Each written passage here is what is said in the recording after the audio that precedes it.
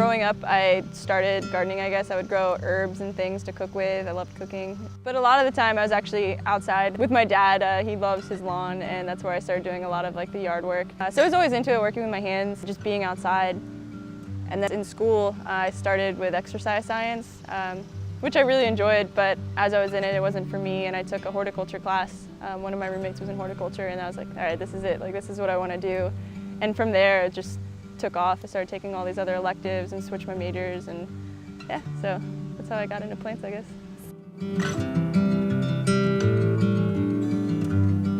I definitely started with more of a design intent.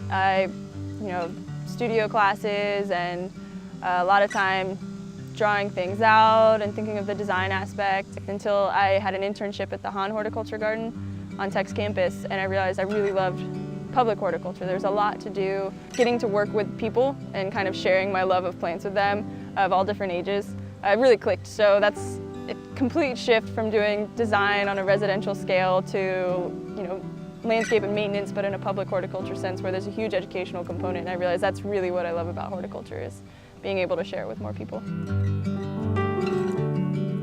Landscaping and maintenance is the main goal here. We have to have a beautiful garden to look at, but the liberties they've let me take with incorporating the educational component and the creative component, I think it's kind of culminated in the beer garden, I guess, because it's definitely not a traditional garden you would find here.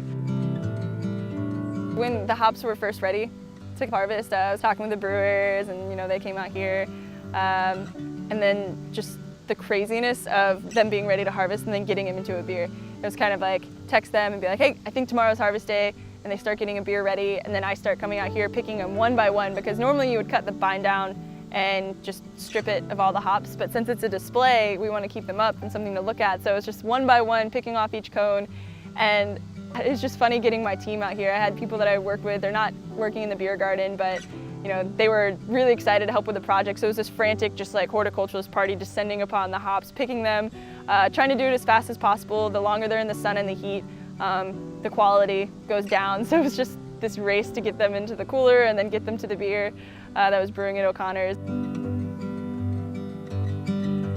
My goal is to kind of educate both sides on a similar topic, whether it be beer fans on the horticulture of beer and maybe get them into horticulture, or horticulture people on the aspect of beer and the beer industry and how it's definitely on the rise in Virginia. And specifically, I really wanted to make a Norfolk beer.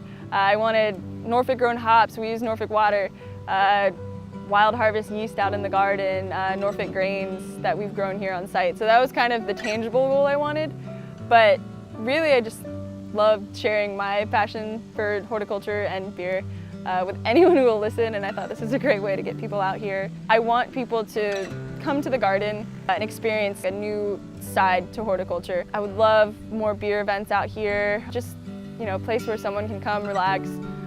We did that when we opened. We had music, we had beer, we had food trucks, we had educational booths, which I thought was great. I just want people to come out here and enjoy different aspects of gardening and just get them outside, really. That's kind of the goal, get them outside with a beer in their hand.